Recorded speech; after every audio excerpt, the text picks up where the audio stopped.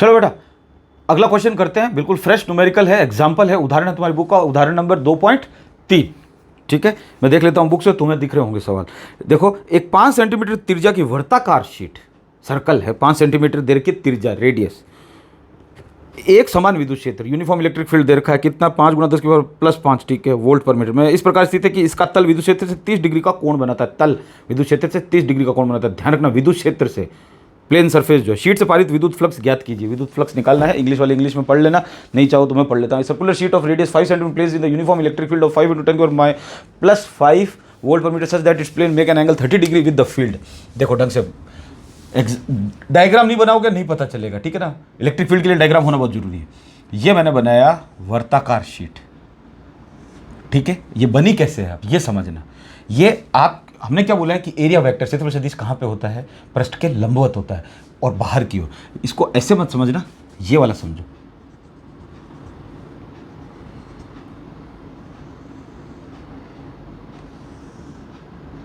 ये भी तो वर्ताकार ही है शीट, ये देखो ये, तो इसका क्षेत्रफल कहाँ चला जाएगा, ऊपर चला जाएगा कि नहीं चला जाएगा। इसको ऐसी समझो, इसको, ये तो अब तुम्हें अपनी तरफ दिख रहा होगा, लेकिन ये वाली ऐसी बनी हुई है, ठीक है ना, ये डबल इसलिए बनाया, इससे पता चल जाता है, ठीक है, कि ये देखो ये, इससे इसका क्षेत्रफल सदिश कहाँ बाहर जा रहा है। अब इसका देखो क्षेत्रफल सदिश कहाँ जाएगा, मैंने बोला है कि पृष्ठ से लंबवत होता है और बाहर की ओर होता है। ये इसका क्षेत्रफल सदिश है, कितना है, एस है।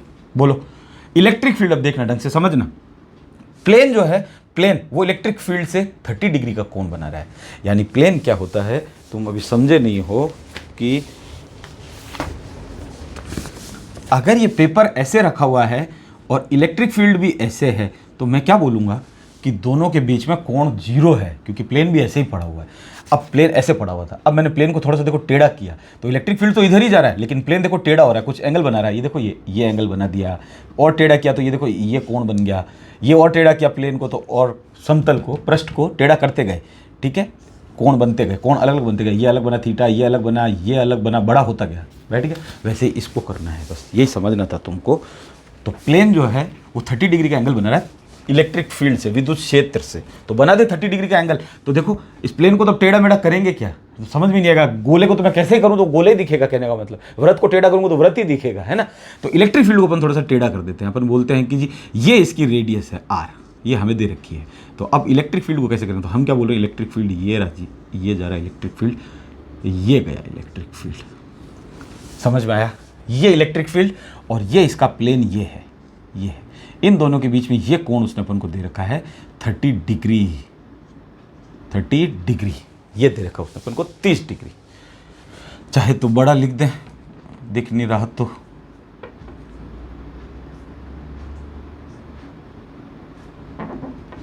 ठीक है, ये एंगल जो है ये 30 डिग्री है, इतना सा।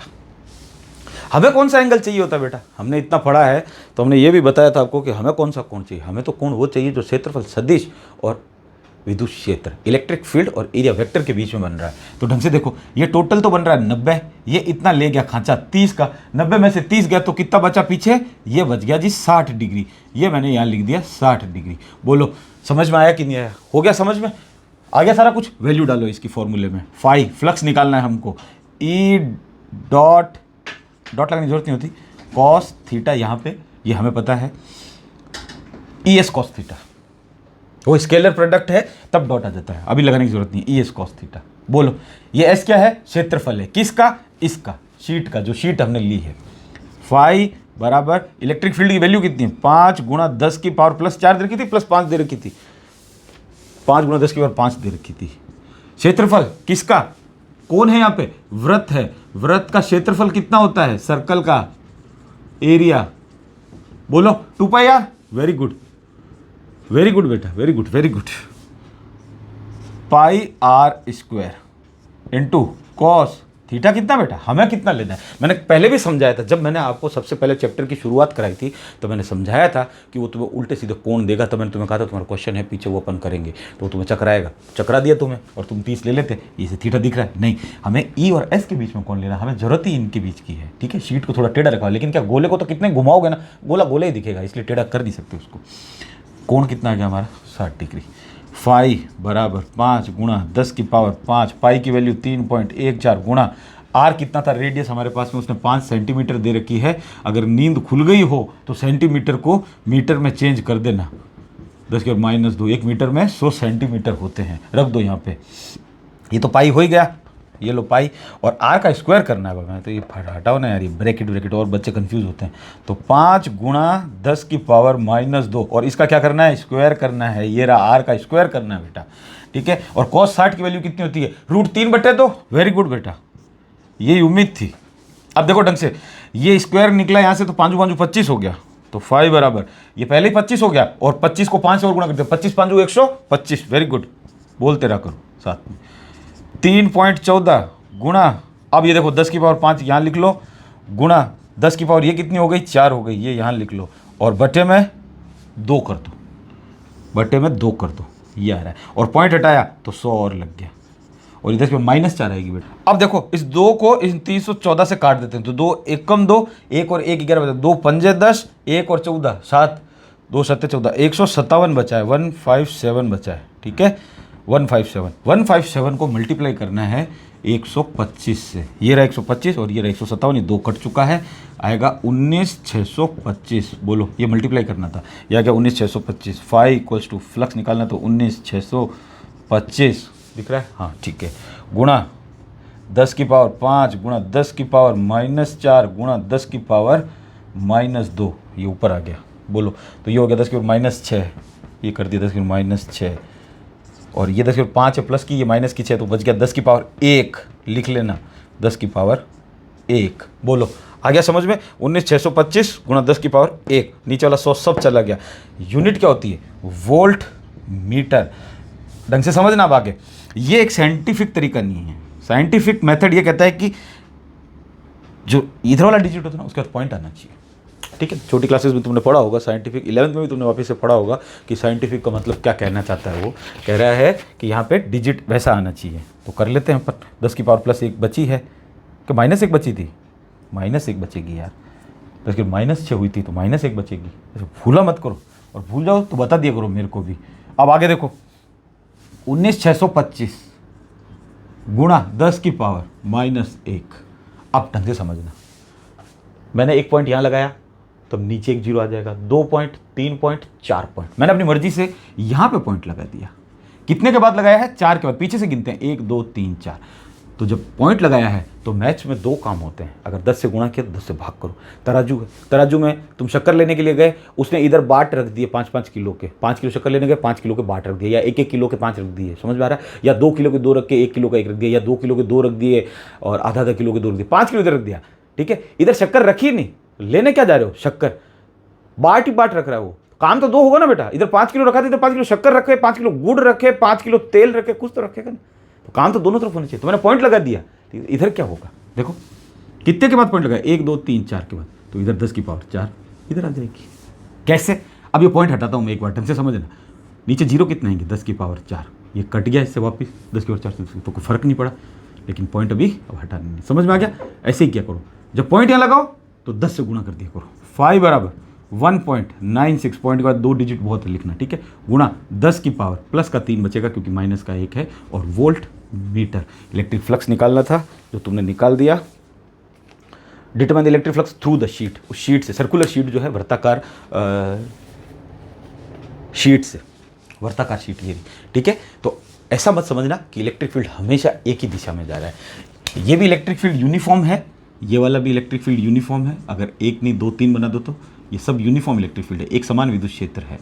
और अगर ये वाला इलेक्ट्रिक फील्ड बनाना चाहो कि यार कभी सर यूँ बना देते हैं, कभी सर यूँ बना देते हैं, तो वो देखो मैंने नहीं बनाया है, वो उसने बोला है, ये इलेक्ट्रिक फील्ड है। अब देखो ये शीट जो है, ये शीट जो है और इलेक्ट्रिक फील्ड के बीच में कोण तो कुछ बन ही नहीं रहा है, तो पता कैसे चलेगा।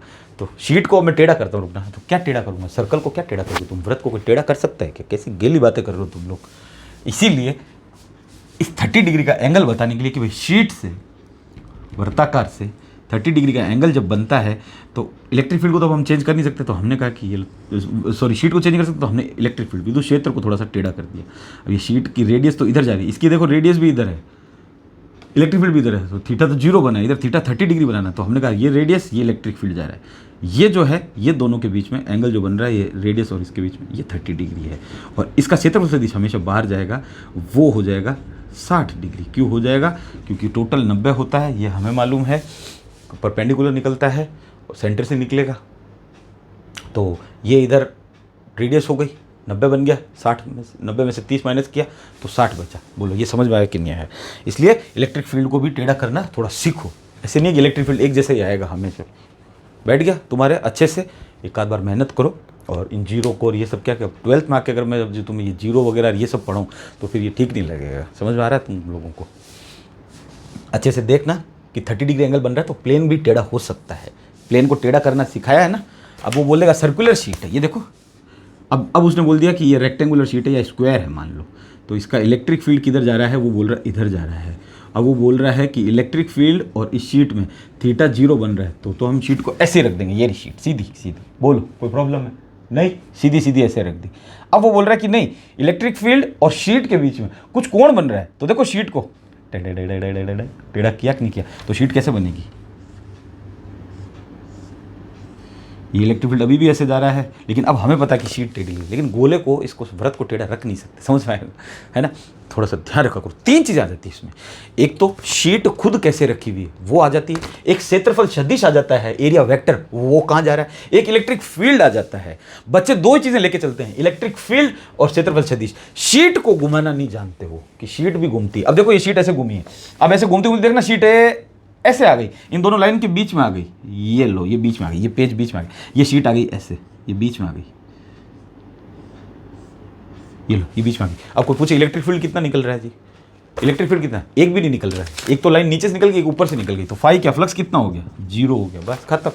लेकिन ये इस शीट की जब सोई हुई है, जब की बात कर रहे हैं ऐसे, तो शीट देखो घूमते घूमते ऐसे हो गई, ऐसे हो गई घूमते घूमते, ये बीच में आ गई शीट दोनों लाइनों के। ये लाइन जा रही है इलेक्ट्रिक फील्ड की, ये भी इलेक्ट्रिक फील्ड जा रहा है, बीच में आ गई, इलेक्ट्रिक फील्ड निकल ही नहीं रहा। बोलो समझ में आया? ऐसे ही करना था। मिलते हैं जल्दी दूसरे किसी वीडियो में। 1-2 बार देखो अच्छे से, और चैप्टर को जल्दी फिनिश भी करेंगे। काफ़ी अच्छा चैप्टर है, और ये जब थोड़ा बहुत समझोगे तो गाउस लॉ समझ में आएगा। मैंने पहले ही बताया था कि गाउस लॉ हमें पढ़ना, गाउस लॉ चैप्टर का नाम भी गॉस लॉ है, गॉस लॉ हमें पढ़ना वही है, लेकिन हमें इलेक्ट्रिक फ्लक्स, विद्युत फ्लक्स की अवधारणा को समझना बहुत जरूरी है। अगर गाउस का नियम पढ़ना चाहते हो तो बहुत ईजी। अगर ये आ गया तो वो तो कुछ है ही नहीं। बस ये ध्यान रखा करो कि वो शीट को भी घुमा सकता है। जब वो एंगल दे रहा है कि घुमाने के बाद में 30 डिग्री का बना, किससे? विद्युत क्षेत्र से। इसका मतलब उसने शीट को घुमाया है। घुमाना तुम सिखा दिया, व्रत कभी घूमेगा नहीं, लेकिन इस शीट को मैंने घुमाना सिखा दिया। समझ में आ गया? मिलते हैं जल्दी। Thank you.